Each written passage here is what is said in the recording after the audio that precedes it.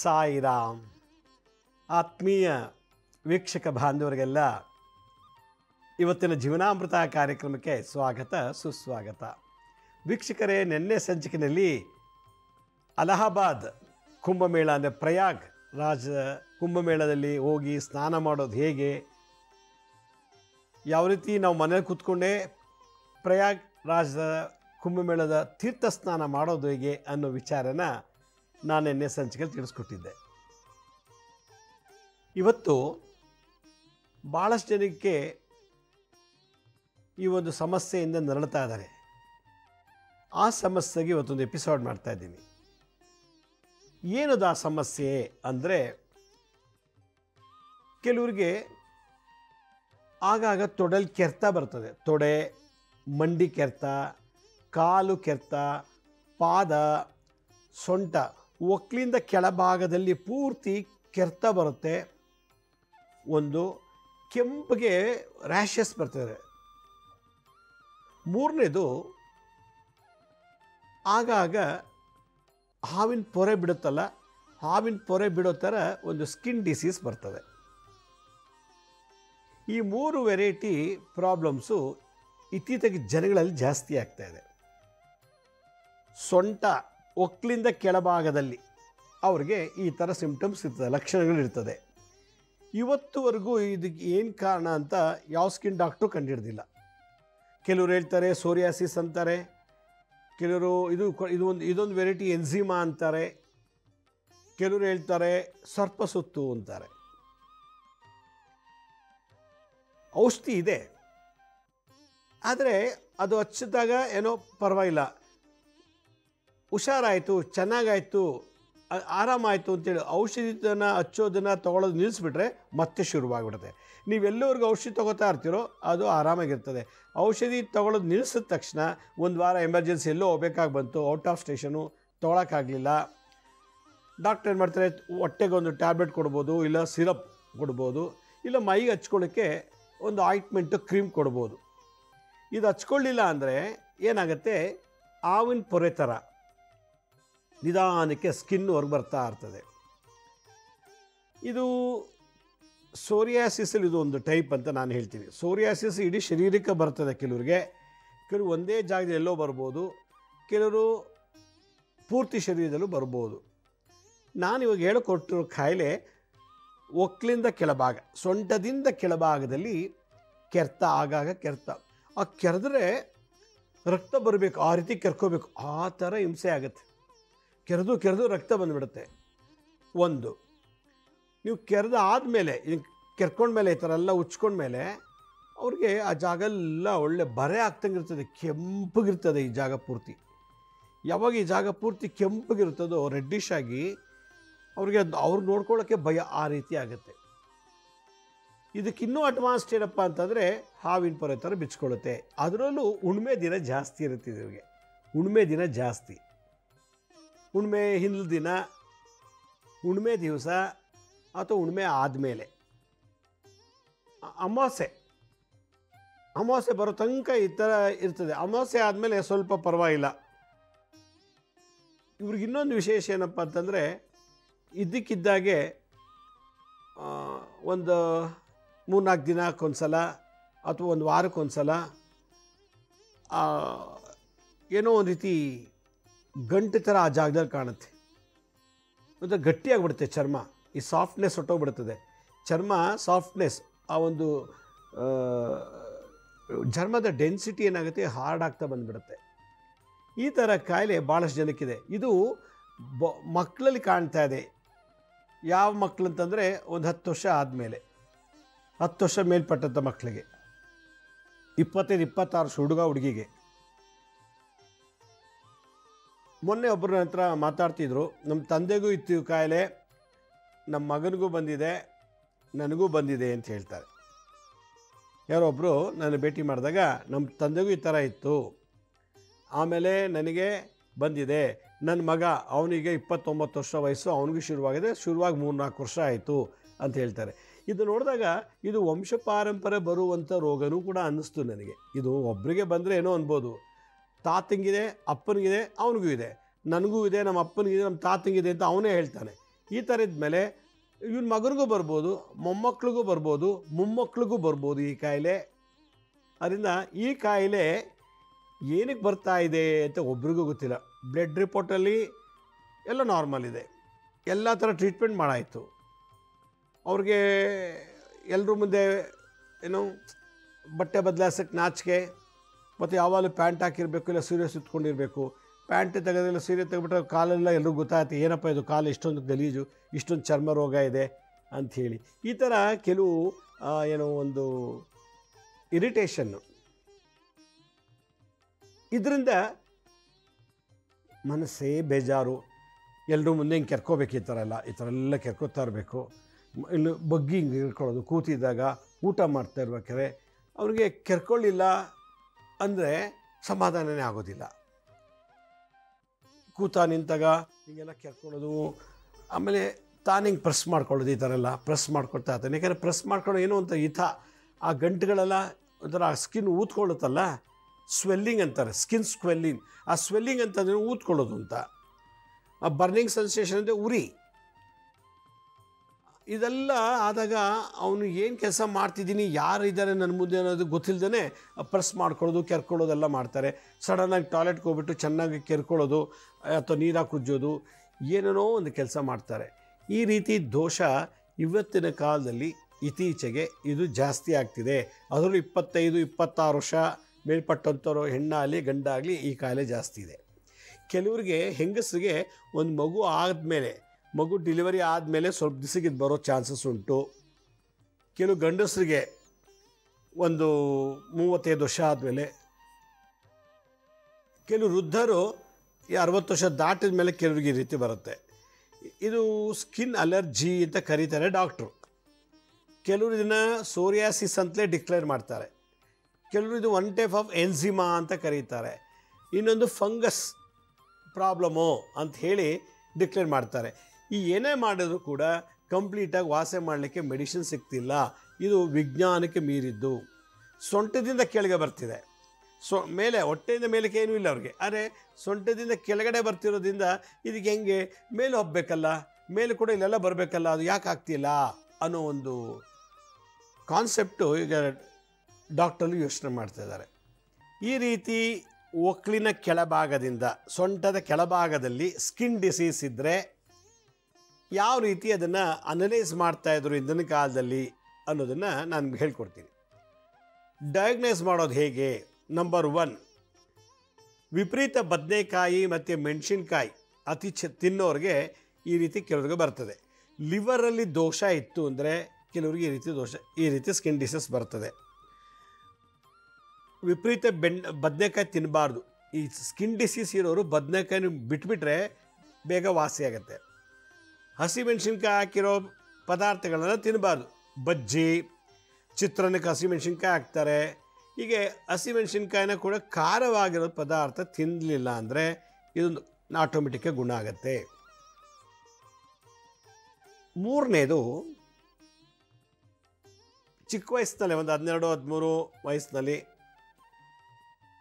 ವಿಪರೀತ ಈ ಚಾಕ್ಲೇಟ್ ತಿನ್ನೋ ಅಭ್ಯಾಸ ಇತ್ತು ಅಂದರೆ, ಮಕ್ಕಳ ಏಜಲ್ಲಿ ಸಿಕ್ಕಾಪಟ್ಟೆ ಚಾಕ್ಲೇಟ್ ತಿಂತಾಯಿದ್ರೆ ಅವ್ರಿಗೆ ಗಡ್ಡ ಮೀಸೆ ಬಂದಮೇಲೆ, ಒಂದು ಹುಡುಗಿ ಮೆಚ್ಯೂರ್ಡ್ ಆಗೋಕ್ಕೆ ಶುರು ಮಾಡಿದ್ಮೇಲೆ ಈ ದೋಷ ಕೆಲವರು ಕಾಣುತ್ತೆ. ಇದು ನಮ್ಮ ರಿಸರ್ಚ್. 4ನೇದು, ಯಾರು ಸಿಕ್ಕಾಪಟ್ಟೆ ಸ್ಮೋಕ್ ಮಾಡ್ತಾರೋ, ಸಿಕ್ಕಾಪಟ್ಟೆ ಡ್ರಿಂಕ್ಸ್ ಮಾಡ್ತಾರೋ ಅವ್ರಿಗೆ ಈ ದೋಷ ಬರುತ್ತೆ.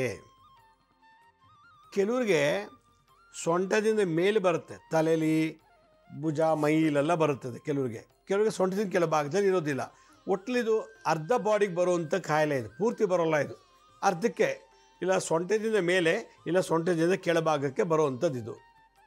ಅತಿಯಾದ ಧೂಮಪಾನ ಮತ್ತು ಮದ್ಯಪಾನ, ಸ್ಮೋಕ್ ಮಾಡೋದು, ಡ್ರಿಂಕ್ಸ್ ಮಾಡೋದು, ಡ್ರಗ್ಸ್ ತೊಗೊಳ್ಳೋದು, ಈ ಥರ ಇದ್ದರೆ ಈ ಥರ ದೋಷ ಬರುತ್ತೆ.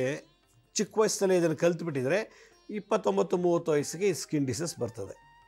ಅವನು ಆಗಲೇ 15-14 ವಯಸ್ಸಲ್ಲಿ ಕುಡಿಯೋದು ಮತ್ತು ಸೇದು ಚಟ ಇತ್ತು ಅಂದರೆ ಒಂದು 10 ವರ್ಷ ಆದಮೇಲೆ ಈ ಕಾಯಿಲೆ ಬರುತ್ತೆ. ಇದೆಲ್ಲ ಒಂದು ಸ್ಟೋರಿ. ಯಾರಿಗೆ ಸರ್ಪದೋಷ ಇರ್ತದೋ ಅಂಥವರು ಈ ಸ್ಮೋಕ್ ಮಾಡೋದು, ಡ್ರಿಂಕ್ಸ್ ಮಾಡೋದು, ಕೆಟ್ಟ ಚಟಗಳಿಗೆ ಬಲಿಯಾದರೆ ಈ ದೋಷ ಬರುತ್ತೆ.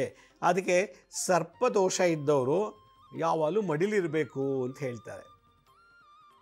ಕೆಲವ್ರಿಗೆ ಹಾಲೇ ಕುಡಿಯಲ್ಲ, ಹಾಲು ಕುಡಿದ್ರೆ ಅಲರ್ಜಿ ಆಗುತ್ತೆ. ಬಾಳೆಹಣ್ಣು ತಿಂದರೆ ಕೆಲವ್ರಿಗೆ ಅಲರ್ಜಿ ಆಗುತ್ತೆ. ಯಾರಿಗೆ ಬಾಳೆಹಣ್ಣು ಅಲರ್ಜಿನೋ, ಯಾರು ಹಾಲು ಕುಡಿದ್ರೆ ಅಲರ್ಜಿನೋ ಅಂಥವರು ಏನಾದರೂ ಈ ಹಾಲು ಕುಡಿತಾ ಇರೋದು, ಬಾಳೆಹಣ್ಣು ತಿಂತಾ ಇದ್ದರೆ ಕೆಲವರಿಗೆ ಈ ಥರ ಇಚ್ಚಿಂಗ್ ಸೆನ್ಸೇಷನು, ಬರ್ನಿಂಗ್ ಸೆನ್ಸೇಷನು, ಸ್ವೆಲ್ಲಿಂಗು ಆಗೋ ಥರ ಚಾನ್ಸಸ್ ಉಂಟು ಸರ್ಪದೋಷ ಇದ್ದು. ಇದು ಒಂದು. ಕರ್ಮ ಸಿದ್ಧಾಂತ ಏನು ಹೇಳುತ್ತೆ,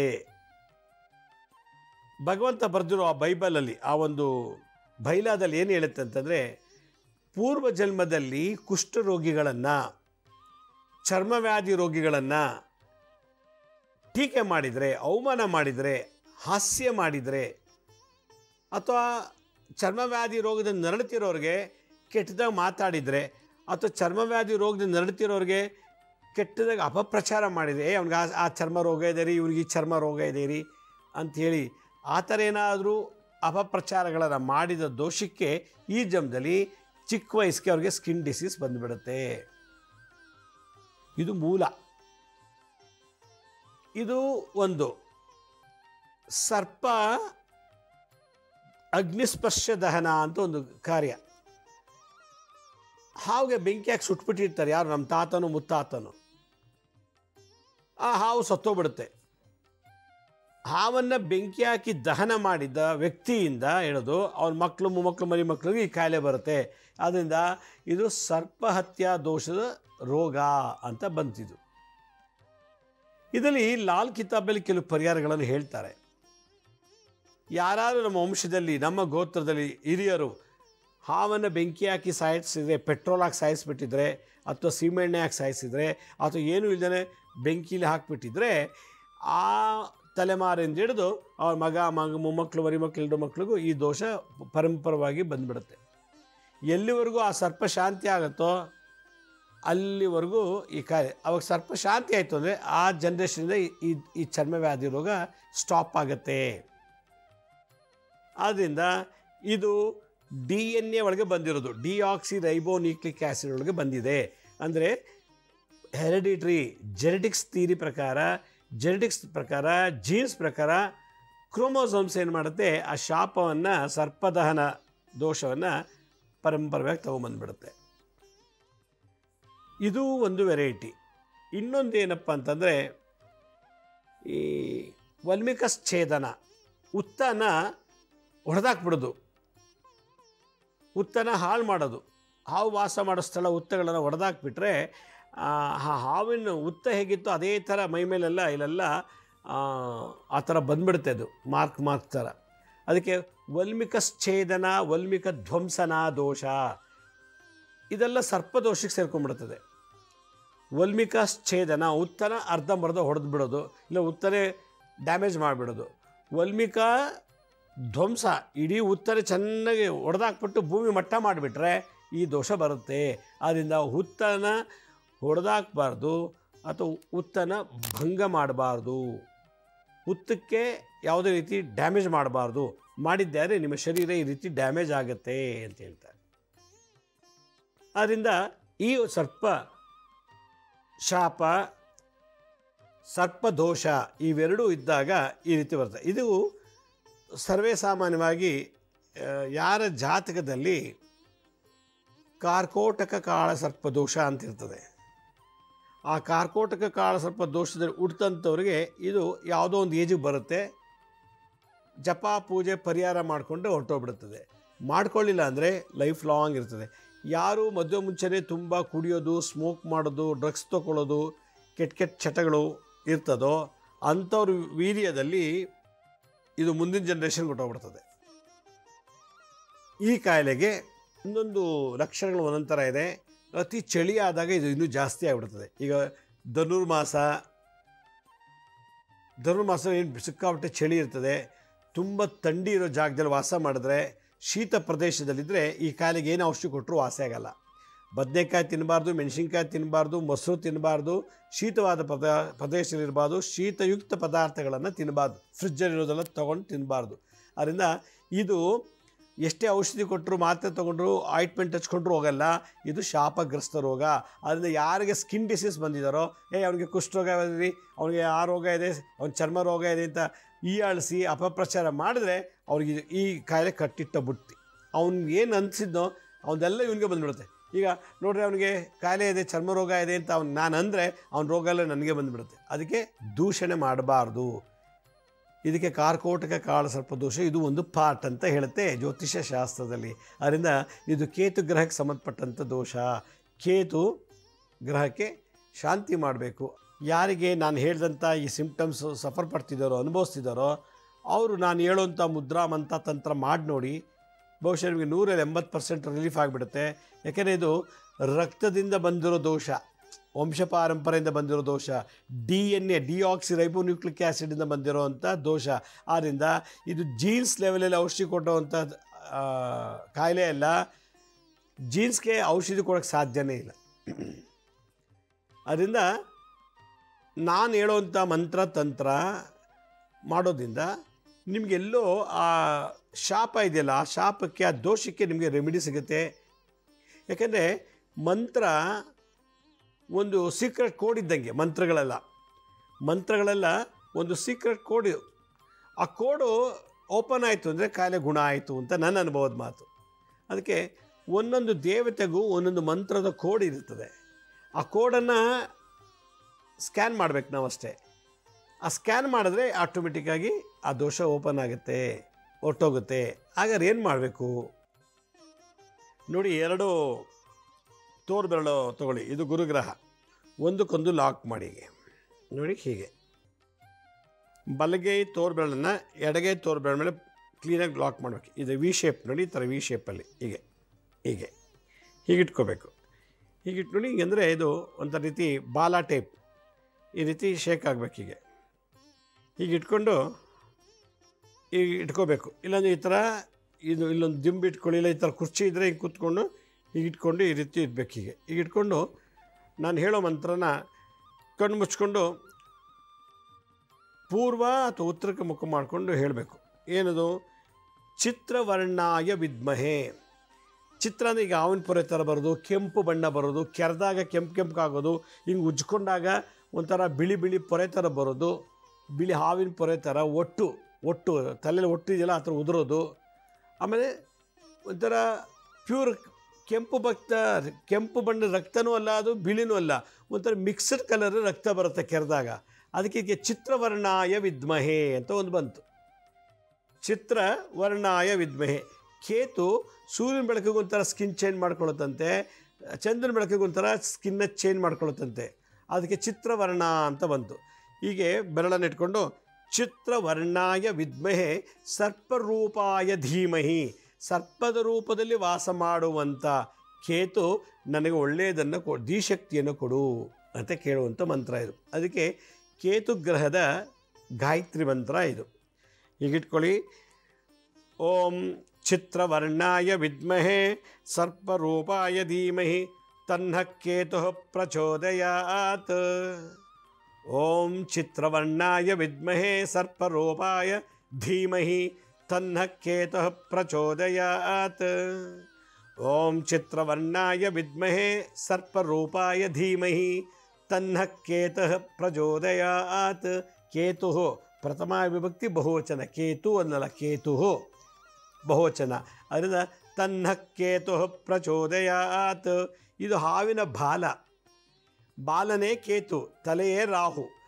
ಇಲ್ಲಿ ಸೊಂಟದಿಂದ ಕೆಳಗೆ ಬಂದಿರೋ ಈ ಪ್ರಾಬ್ಲಮ್ಗೆ ಕೇತು ಗ್ರಹದ ಗಾಯತ್ರಿ ಮಂತ್ರವನ್ನು ಜಪ ಮಾಡಬೇಕು ಅಂತ. ಇದು ಮುದ್ರಾ ಎಸ್ ಎ ಫಿಸಿಯೋಥೆರಪಿ.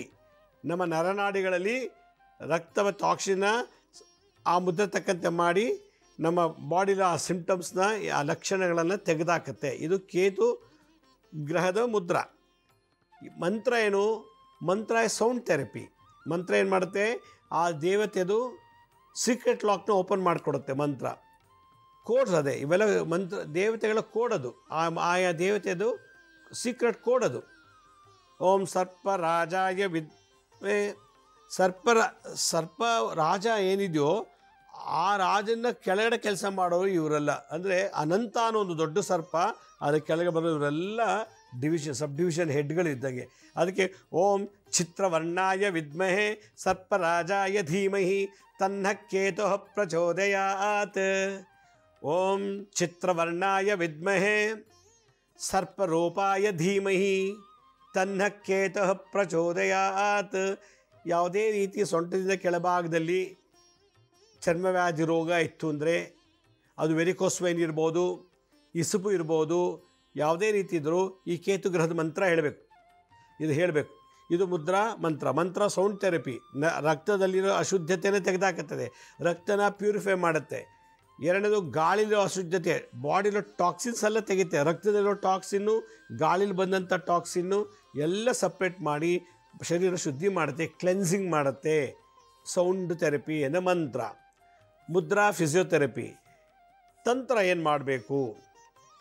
ಉರುಳಿ ಗೊತ್ತಲ್ಲ, ಉರುಳಿ ಕಾಳು, ಆ ಉರುಳಿನ ಒಂದು ಅರ್ಧ kg 1 kg ತೊಗೊಂಡು ಈ ಮಂತ್ರ ಕೈಲಿಟ್ಕೊಂಡು ಮಂತ್ರ ಹೇಳಬೇಕು.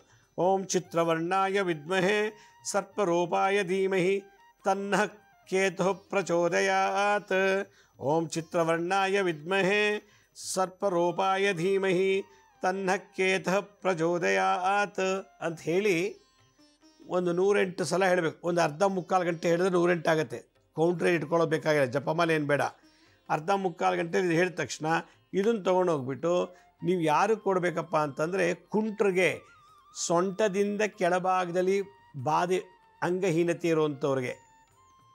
ಕೈ ಚೆನ್ನಾಗಿರಬೇಕು, ಇದೆಲ್ಲ ಚೆನ್ನಾಗಿರ್ಬೇಕು. ಈ ಮಂಡಿಯಿಂದ ಕೆಳಗೆ ಅಂಗವಿಕಲತೆ ಇರೋ ಅಂಥವ್ರಿಗೆ ಇದು ದಾನ ಮಾಡಿದ್ರೆ ಈ ದೋಷ ನಿವಾರಣೆ ಆಗುತ್ತೆ.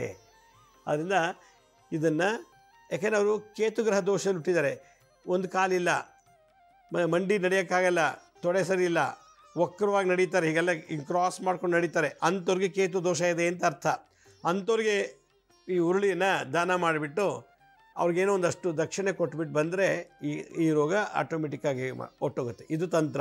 ಎಷ್ಟು ದಿವಸ? ವಾರಕ್ಕೊಂದು ದಿವಸ, ಶನಿವಾರ ದಿವಸ ಇದನ್ನು ಮಾಡ್ತಾ ಇರಬೇಕು. ಒಂದು 5 ವಾರ ಅಥವಾ ಒಂದು 9 ವಾರ ಮಾಡಿ ಉರುಳಿ ದಾನ ಮಾಡಿ, ಖಂಡಿತ ಒಳ್ಳೆಯದಾಗತ್ತೆ ಅಂತ ಹೇಳ್ತಾ, ನಮ್ಮ ಹಳೆ ಸಂಚಿಕೆಗಳು ಯಾರು ನೋಡೋಕ್ಕಾಗಿಲ್ವೋ ಅವರು ನಮ್ಮ ಶಿರಡಿ ಸಾಯಿ ಭಿಕ್ಷಾ ಕೇಂದ್ರ ಹೆಲ್ತ್ ಸೈನ್ಸ್ ಅಂತ 2 ಯೂಟ್ಯೂಬ್ ಚಾನಲ್ ಇದೆ. ಇದ್ರ ಜೊತೆಗೆ SSBK ಜ್ಞಾನೋದಯ ಅಂತ ಒಂದು ಮ್ಯೂಸಿಕ್ ಚಾನಲ್ ಇದೆ. 3ಕ್ಕೂ ಮೊದಲು ಸಬ್ಸ್ಕ್ರೈಬ್ ಮಾಡ್ಕೊಳ್ಳಿ.